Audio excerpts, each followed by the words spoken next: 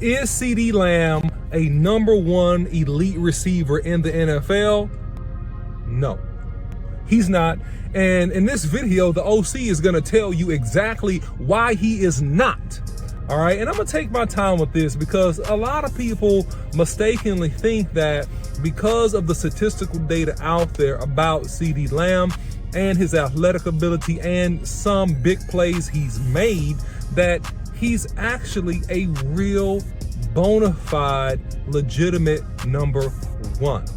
And I just got to break the news to you. This is straight business. This is nothing personal. I don't have nothing against CeeDee Lamb, but what I will tell you is that he is not an elite #1, at least not yet, not at this point in his career. Now, let's take the first shred of evidence. The mistakenly deception of statistical data, because statistical data suggests, looking at CeeDee Lamb, looking at his stats, looking at kind of where he is, you see that a CeeDee Lamb so far this year is a guy that has, hey, he's caught, 42 balls. He's caught for 550 some odd yards. He has 3 touchdowns halfway through the season, which is not impressive.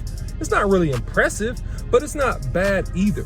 But the deception of stats are this: key moments, key games. I'll say it again: key moments, key games versus the Tampa Bay Buccaneers. So he had 2 receptions, guys. 2 receptions for 29 yards and no touchdowns. That's the first legitimately really good team we played, first game of the season. So if you look at our schedule, what would you say, and I want your comments in the chat about this, what would you say are the other really good teams that we played? Would you say the LA Rams are a really good team? Is that a team that's a good team that we've played? I would say yeah. I would say yeah to that. Okay, so let's look at the data. Let's let the data speak in that particular game. LA Rams. All right, we won that game, by the way. But LA Rams, what is his productivity versus the toughest competition? LA Rams. So 5 receptions, 53 yards. 5 receptions, 53 yards, no touchdowns. Let's take it further.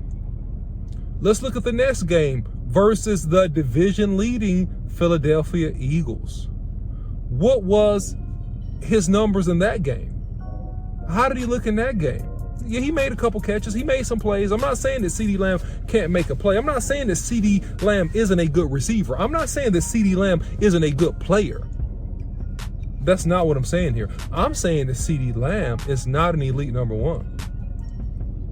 That's what I'm saying in plain English. So 5 catches, 68 yards, no touchdown. So anytime they have a really good secondary and they can press and cover, they can bracket, they can double cover, they can roll coverage, CeeDee Lamb is neutralized in those games, which is why the Cowboys are open, based upon Jerry Jones' own words today on 103.5 The Fan, that they're open if it comes to them, if the right opportunity comes to have movement with a trade deadline and getting more weapons on this team.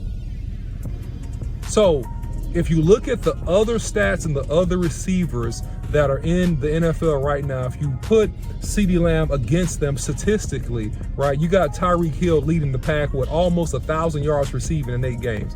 And that's just because, man, this guy, he's a freak, he's a burner, and they push the ball downfield and they get him open and he makes a tons of plays, okay?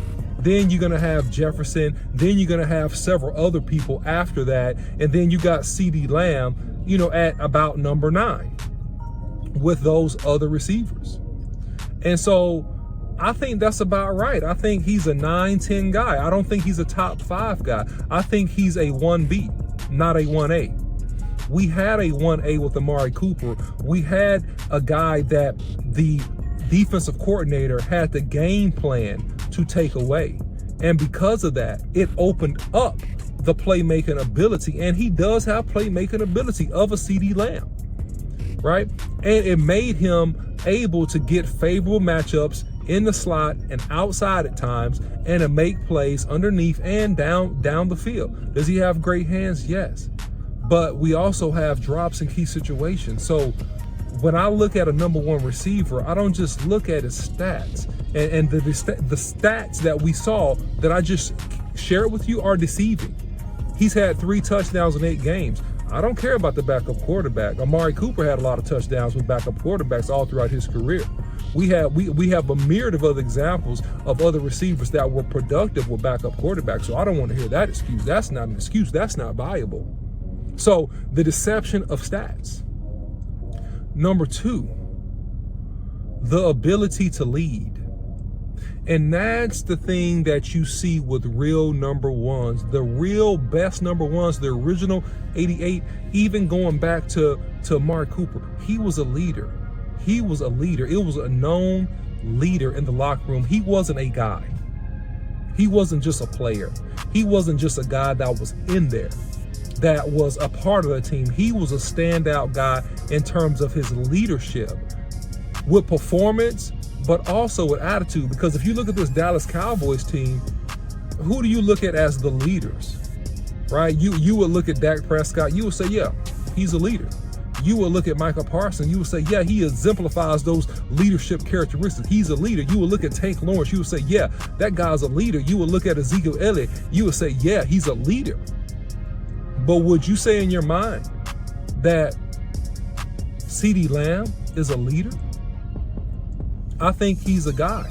I think he's a 1B. He's not a 1A, which is still good. He's a good player, but he's not a great player. And Amari Cooper had the ability to get open versus double coverage. And it was a guaranteed win one-on-one. It was bracket coverage. It was nuances. It was detailed routes. It was concentration, right? That was through the roof. And so those are some of the key factors when you think about having a real legitimate number one, a guy that you can go to in any circumstance at any time, and he's go get the job done for you. I don't know, and I don't think that CeeDee Lamb is that guy yet. Now, CeeDee Lamb is young.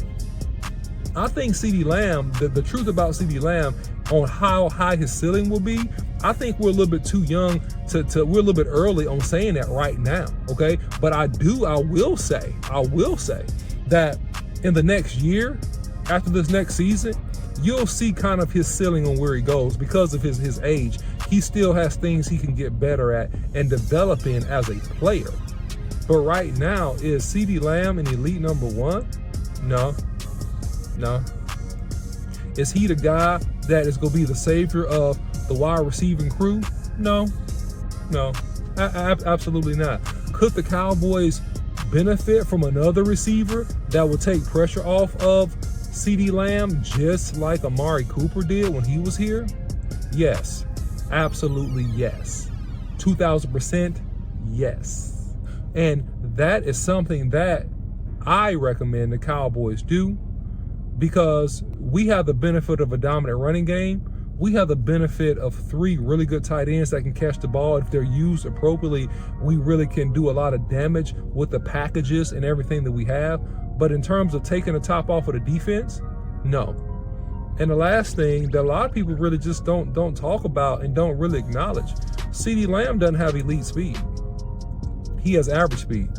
He's a 4.5 guy coming out of Oklahoma, right? You got Jefferson that came out around the same time in Minnesota. Justin Jefferson, he's a 4.4 guy. You got obviously Tyreek Hill. He's a 4.3, doggone near 4.2 guy, right? And Amari Cooper was a 4.4 guy.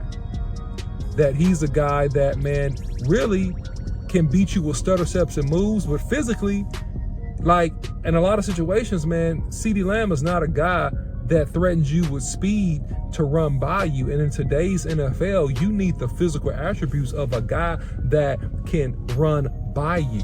Amari Cooper, believe it or not, was a guy that could straight up run by you. He could burn you, right? CeeDee Lamb is not really that type of player. He's more of a player with details and routes that he's gonna shake his way open, and he's gonna twist you around by faking a route coming in, faking a route going out, things like that, or take advantage of a lesser player, right? Not consistently beat, #1 top corners, right? That's not the type of player that CeeDee Lamb is at this point in his career. So guys, I can keep going with this, and I could show you some film. Me and Boss Cowboy may show you some film, but I'm telling you, CeeDee Lamb is not the answer at receiver. We got to improve there. He's not your elite #1. He's a good receiver, but he's not the receiver. And that's a huge difference. And that could be the difference between winning a Super Bowl and getting knocked out in the conference championship. And I think the Cowboys know it. They know it. They know it. They're not saying it, but they know it. They know it. We already knew that Michael Gallup wasn't a #1. He's a complimentary second receiver. He's a guy, and he's not all the way healthy yet, right? He's good with his speed, but he's not good with his change of direction and his cut. He's still getting physically all the way back from the ACL injury, which is understandable, by the way. So CeeDee Lamb is a good player. CeeDee Lamb is not a great player. And I wish him the best. We want to see him get better. But right now, in terms of your go-to #1 guy, I don't see it, guys. So that's my take on the matter, man. Follow Boss Cowboy Sports on YouTube, Instagram, Facebook, and Twitter. You can follow me, the OC100. Let me know your thoughts and comments below, and we can even do a show if you really want to about this. But you'll see by film, and if we do a show, that a lot of this stuff will prove out. And until next time, don't forget to hit the like button, share the content, and subscribe.